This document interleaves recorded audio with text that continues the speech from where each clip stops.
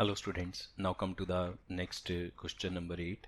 एक स्टैचू है जिसकी लेंथ या हाइट कह लो 1.6 मीटर है। एक पेडेस्टल के ऊपर खड़ा है, ठीक है।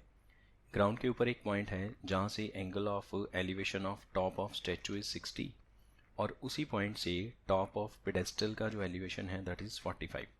अब बताओ हाइट ऑफ पेडेस्टल क्या है। तो जैसे हमने इससे पहला क्वेश्चन नहीं सॉल्व किया था बिल्डिंग और टॉवर वाला, कि नीचे बिल्डिंग है उसके ऊपर टॉवर है, तो नीचे पेडेस्टल है, मतलब पेडेस्टल एक स्टैंड जिसके ऊपर स्टैचू को खड़ा किया जाएगा।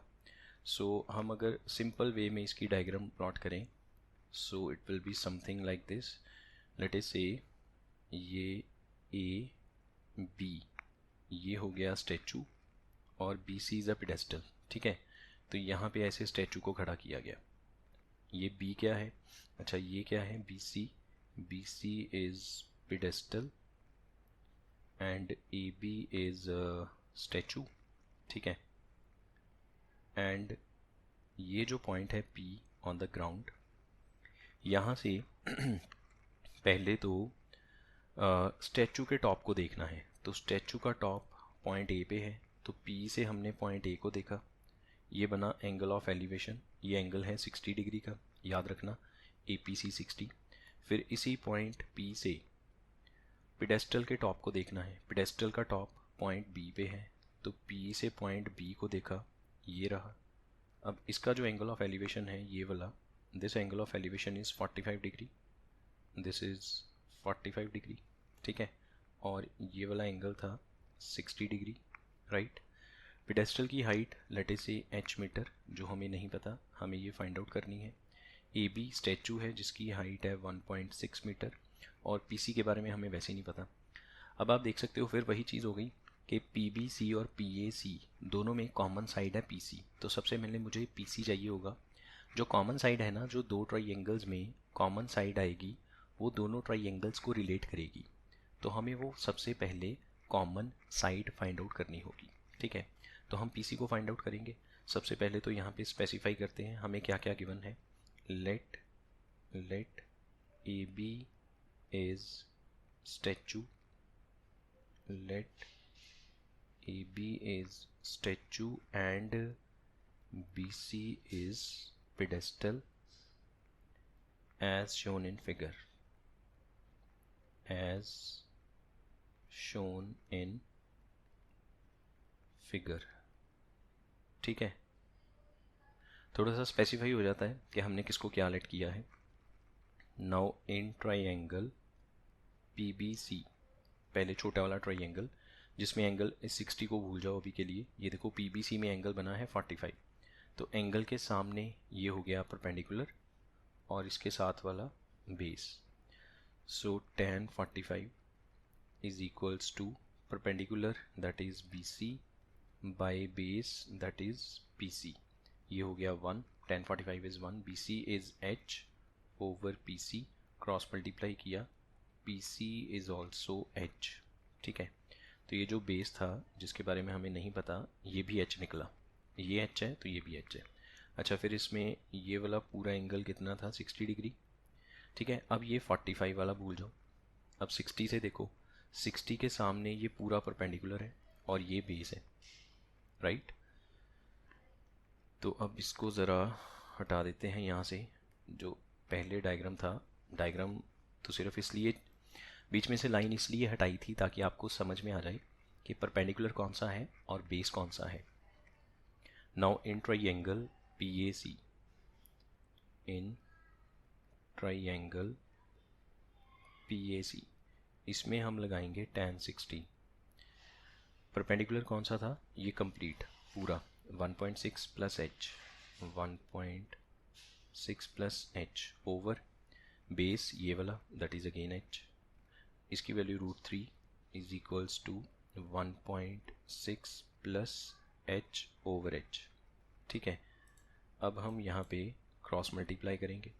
सो H into √3 is 1.6 plus H, और हमारा पर्पज़ है H फाइंड आउट करना, that is called height of pedestal, ठीक है। तो हम H पे स्टक रहेंगे, मतलब हमने H को फाइंड आउट करना है, तो हमारा जो पूरा फोकस है वो H फाइंड आउट करने में है।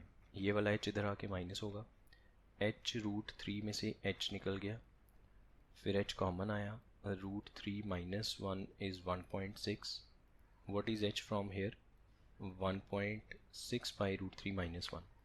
अब इसको किया रैशनलाइज, √3 प्लस 1 ओवर √3 प्लस 1. ठीक है, so from here h is equals to 1.6 into √3 plus 1 over a minus B into A plus B करेंगे तो a square minus B square. √3 का 3 आ गया, 1 का 1 आ गया, नीचे 2 बचेगा लाइक दिस, और ये वाला जो 2 है इसको कट कर देगा 0.8. So h is equals to 0.8 into √3 की वैल्यू, √3 की value 1.73 plus 1. So h is equal to 0.8 into 2.73. So h is equal to, अच्छा अगर आपने √3 की वैल्यू नहीं पुट करनी तो ये मीटर लगा दो यहाँ पे और ये आंसर है. This is the height of pedestal. और अगर आप √3 की वैल्यू पुट करेंगे तो प्लस करके इसको मल्टीप्लाई कर लेना, ये बनेगा 8 3 24, 2 कैरी 58, 5 कैरी 21, तो ये 2.184 मीटर ऐसे बनेगा. ठीक है, अगर √3 की वैल्यू नहीं भी पुट करेंगे तो भी चलेगा, लेकिन अगर आपको याद है और सिर्फ प्लस करके मल्टीप्लाई ही तो करना है, अगर आप ये काम कर सकते हैं तो ज़रूर कीजिए सो दैट कि पूरा प्रॉपर आंसर निकल आए. Then next, angle of elevation of top of building from foot of tower is 30. Angle of elevation of top of tower from foot of building is 60. Tower की height given है, building की height बताइए. देखो इसमें क्या है, दो चीज़ें हैं, एक बिल्डिंग है और एक टावर है, दोनों आमने सामने हैं. ठीक, एक के बॉटम से देखना है, मतलब एक के बेस से देखना है दूसरे के टॉप को, और दूसरे के बेस से देखना है पहले के टॉप को. तो दोनों का एंगल ऑफ एलिवेशन गिवन है. टावर की हाइट गिवन है 50, तो बिल्डिंग की हाइट बताइए क्या होगी. एक सेकंड में आपको डायग्राम ड्रॉ करके दिखा देता हूँ कि अभी ड्रॉ मत कीजिएगा, इसमें थोड़ा सा चेंजेस करनी है, something like this. Just a minute. Okay, ये ऐसे होगा, ये देखो ये हो गया ए बी, ये एक मान लो टावर, सी डी मान लो बिल्डिंग. ठीक है, टावर की हाइट है 50 मीटर, तो ये 50 है. बिल्डिंग की हाइट हमें फाइंड आउट करनी है, let us say h. Tower के फुट से बिल्डिंग के टॉप को देखा. ठीक है, elevation of top of building from foot of tower, tower के फुट से बिल्डिंग के टॉप को देखा, बी से सी की तरफ देखा, तो ये जो एलिवेशन बना ग्राउंड लेवल के साथ, दिस इज 30 डिग्री, राइट. ठीक है, ये हो गया 30 डिग्री. अच्छा, इसी तरह से अब आपने टावर के फुट से, ठीक है, सॉरी बिल्डिंग के फुट से मतलब डी से टावर के टॉप को देखना है, मतलब ए को देखना है यहाँ पे. अब ये जो एंगल ऑफ एलिवेशन बना ये है 60 डिग्री. तो बताओ ये h क्या है, what is the height of this building. Solution, let A B is tower and C D is building. ठीक है, ए बी टावर है, सी डी बिल्डिंग है. लेट अस सी, यहाँ तक clear? As shown in figure वो आप लिख लेना. अब हम एक ट्राइंगल यूज़ करेंगे A B D. In triangle A B D, अच्छा मैं यहाँ पे बना लेता हूँ A B D. A B D triangle ऐसे है, मैंने छोटा करके बना लिया यहाँ पे, डी बी और ए. डी और ए को जोड़ने वाली लाइन एंगल बनाती है 60, ये है 50. ठीक है यहाँ तक? अच्छा अब देखो, इसके सामने एंगल के सामने परपेंडिकुलर, एंगल के साथ वाला बेस, तो हम tan 60 अप्लाई करते हैं. परपेंडिकुलर मतलब A B by base D B, या B D, tan 60 root three, A B की value 50 by D B, D B ऊपर चला गया, रूट थ्री नीचे आ गया, so what is D B from here, 50 by root three. ठीक है, ये डी बी आ गया, तो ये बन गया 50 ओवर रूट थ्री। यहाँ तक समझ आया सभी को? तो इसको हटा दें। ठीक है, यहाँ तक क्लियर है सभी को? उसके बाद हमने दूसरा ट्राइंगल यूज़ किया, in triangle B C D.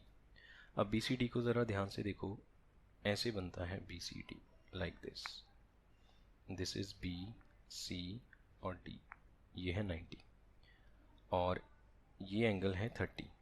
ठीक है, ये एंगल है 30 और डी भी हमें पता है 50 बाई रूट थ्री, तो एंगल के सामने ये परपेंडिकुलर हो गया। अगर हम यहाँ पे tan 30 अप्लाई करें, tan 30, और सी डी को हमने h बोल रखा है, this is h, that is C D over D B, so 1 by root three, D B ऊपर आ गया यहाँ पे, is equal to C D. ये चीज़ समझ में आई? डी बी यहाँ पे आ जाएगा क्रॉस मल्टीप्लाई करके, और tan 30 की खुद की वैल्यू कितनी है, 1 by root three, so 1 by root three into 50 by root three, and what is CD? CD is h. So what is h from here? 50 by 3, root three into root three करके 3, और यही हमें find out करना था, height of building. Units लिख दो साथ में, metre, so h that is height of building is 50 by 3 meter. The next two poles of equal heights are standing opposite each other on either side of road which is 80 metre wide. एक सड़क है जो 80 metre wide है। जैसे आप सड़क पे चलते हो, देखते हो ना, दोनों किनारों पे पेड़ लगे हैं, तो इस बार पोल लगा हुआ है, दोनों की हाइट इक्वल है। ग्राउंड के ऊपर एक पॉइंट है, रोड के बीच में, बिल्कुल मिडल पे नहीं है, कहीं पे भी हो सकता है, एक पॉइंट है जहाँ से हमने दोनों पोल्स के टॉप्स को देखा। तो ऊपर देखेंगे, ऑफ कोर्स एलिवेशन बनेगा, एक बना 60, एक बना 30। एक तो पोल की हाइट बताओ दूसरा जो पॉइंट का डिस्टेंस है पोल से वो बताओ। So let me draw the diagram first of all. Diagram will be something like this, just a minute. ठीक है, ये डायग्राम है, A B and C D are two poles of equal height, let us say h. in between ये point है P। अच्छा, ये B से D तक टोटल विड्थ है रोड की 80 मीटर।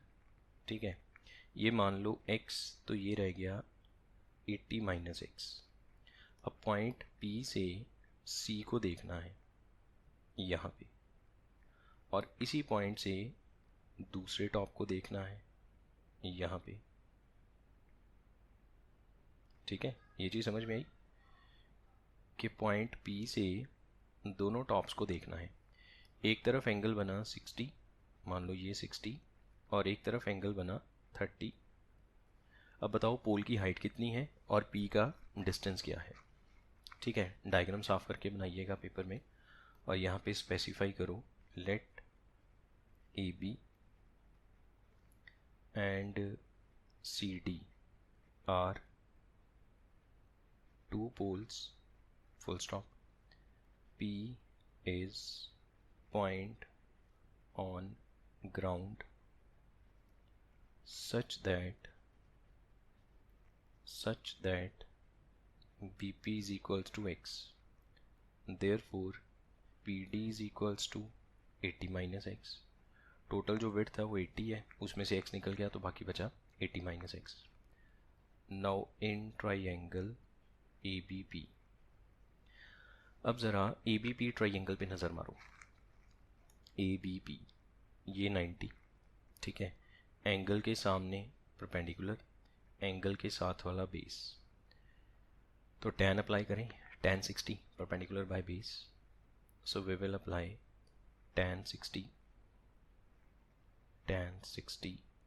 परपेंडिकुलर क्या है, A B over B P. So tan 60 is √3 h by x, cross multiply किया, h की वैल्यू √3x। अब क्योंकि ये h और ये h दोनों इक्वल है तो दोनों की वैल्यू सेम है, √3x।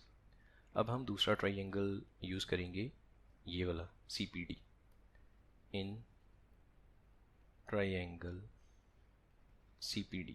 देखो 30 के सामने ये परपेंडिकुलर और ये वाला बेस 80 - x, ठीक है। एंगल के सामने परपेंडिकुलर है, नीचे वाला बेस हो गया और यहाँ पे 90 है of course. So we will apply tan 30, that is equals to h by 80 - x। tan 30 की वैल्यू 1/√3, h की वैल्यू ये फर्स्ट इक्वेशन से √3x ओवर 80 - x, ठीक है। यहाँ पे आपने किया क्रॉस मल्टीप्लाई, तो 1 × 80 - x, 80 - x, √3 को √3 से किया 3x, ये वाला x इधर प्लस हो गया, 80 is equals to 4x, so therefore x is equals to 20, 80/4 that is 20, ठीक है। इसको फर्स्ट इक्वेशन में पुट करो, put in 1, so h is equals to 20√3, that is 20 into 1.73, तो कितना बन गया ये 34.6, ठीक है। 34 एक जगह पे और किया था ना हमने, 20 इंटू 7.3, हाँ ठीक है, 1.73 था, ये 1.73 है, वो 0.73 था। तो ये चीज़ समझ में आ गई आपको, साथ में मीटर। अब हमें फाइनली आंसर लिखना है, देयरफॉर हाइट ऑफ पोल दोनों की सेम है 34.6 metre and distance of P from AB is 20 meter and distance of P from CD is 60 meter। मतलब जो पॉइंट P है एक पोल से थोड़ा कम डिस्टेंस पे है, दूसरे से थोड़ा ज़्यादा डिस्टेंस पे है, तभी तो दोनों का एलिवेशन अलग अलग है। अगर पॉइंट P बिल्कुल मिडल पे होता तो दोनों का एलिवेशन भी सेम होता।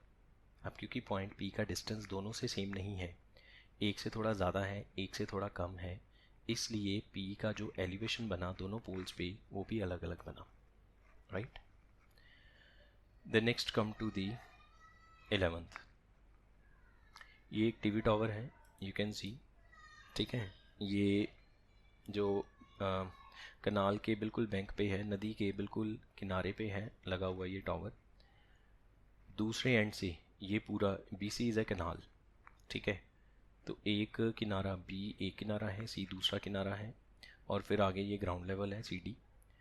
तो B पे टावर लगा हुआ है, C पॉइंट से देखा तो एंगल ऑफ एलिवेशन है 60, 20 मीटर थोड़ा दूर आ गए, वहाँ से देखा तो एंगल ऑफ एलिवेशन है 30, which is given in the statement.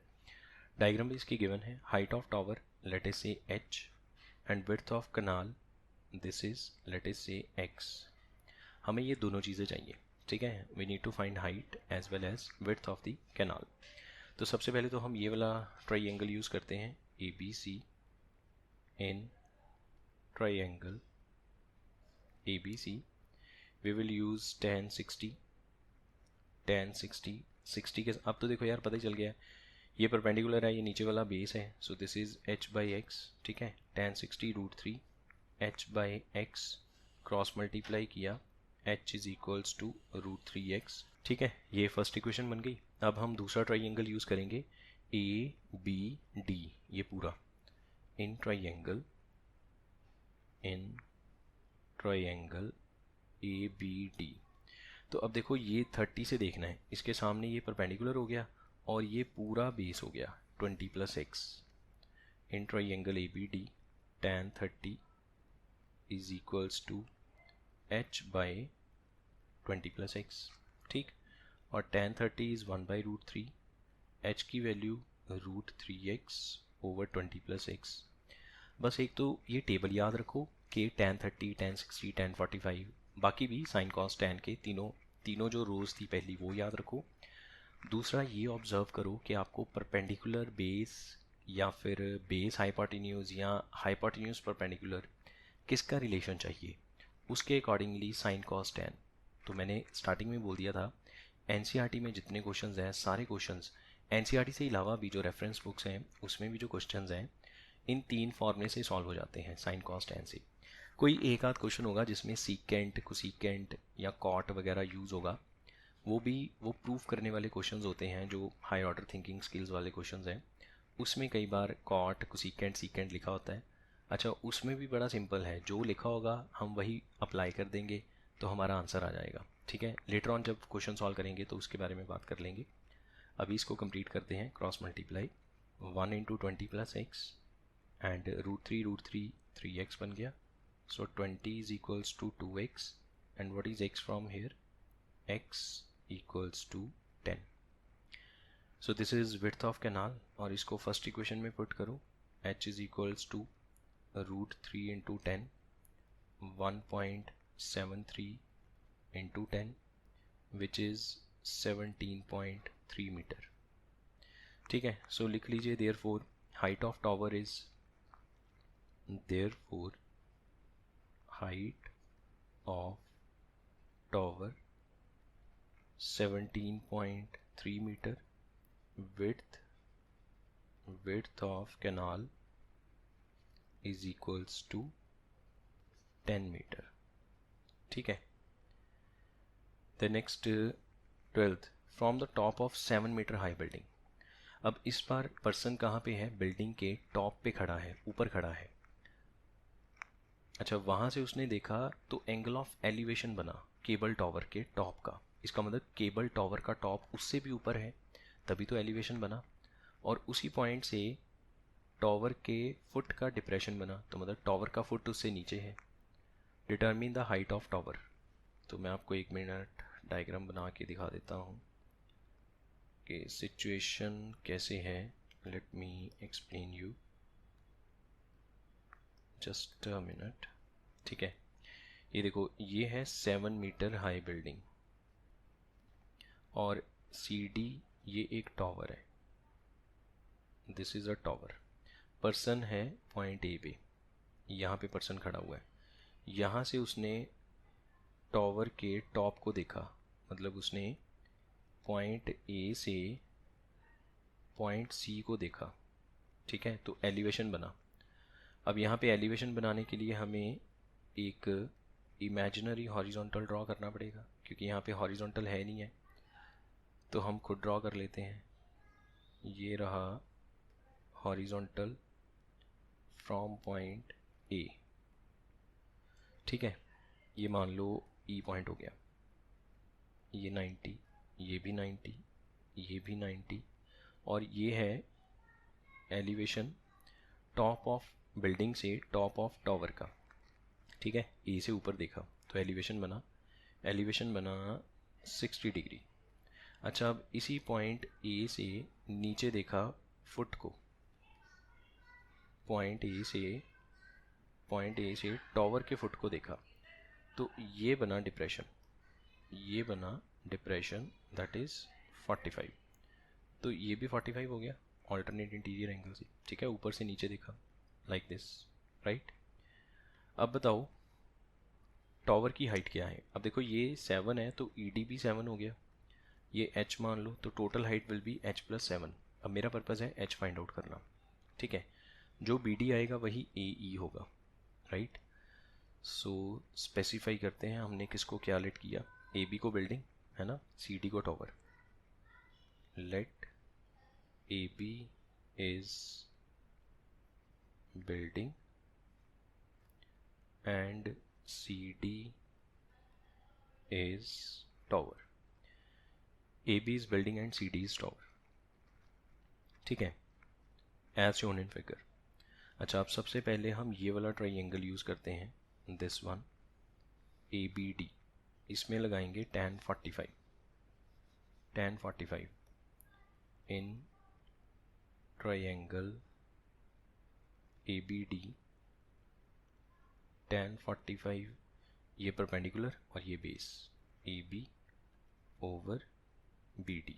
tan 45 1, A B की वैल्यू 7, बी डी हमें फाइंड आउट करना है, क्रॉस मल्टीप्लाई किया, so B D is equals to 7, ये 7, तो ऑफ कोर्स ए सी भी 7, ठीक है। अब ये वाला ऊपर वाला ट्राइंगल, दिस वन, ये वाला ट्राइंगल, इसको यूज़ करो, ए सी ई इन ट्राइंगल ए सी ई, इसमें अप्लाई करेंगे tan 60, that is h by 7, ठीक है ना, h बाई 7, 60 के सामने ये परपेंडिकुलर, ये base, so √3 is h by 7, ठीक। क्रॉस मल्टीप्लाई किया, यहाँ से h की वैल्यू 7√3, तो हमें टोटल हाइट ऑफ टावर चाहिए, therefore height of tower and that is equals to h plus 7, h की वैल्यू 7√3 प्लस 7, 7 कॉमन आएगा, √3 प्लस 1 और यहाँ पे मीटर, दिस इज़ हाइट, ये आंसर हो गया। अगर आपको √3 की वैल्यू पता है तो यहाँ पे 1.73 प्लस 1, 7 इंटू 2.73, ठीक है, ये बन गया आपका 7 3 21, 2 कैरी 49 और 1 5 कैरी 19.11 मीटर, ये इसका आंसर आ गया। क्लियर, ये चीज़ क्लियर है सभी को, ठीक है। द नेक्स्ट 13th, ऑब्जर्व किया 75 मीटर हाई लाइट हाउस से from the sea level, angle of depression of 2 ships are 30 and 40, 1 ship is exactly behind, find the distance between the 2 ships. Statement कुछ ऐसे है, ये मान लो सी लेवल है,